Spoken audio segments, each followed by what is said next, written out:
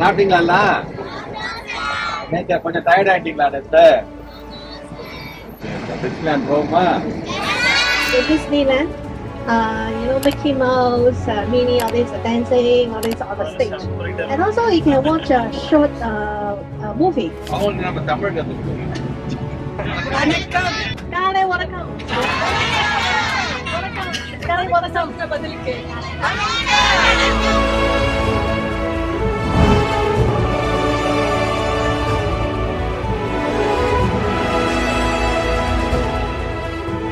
ஜாக்கிரதையா உள்ள போய் ஒவ்வொரு ஈவெண்ட்டும் நல்லா என்ஜாய் பண்ணுங்க.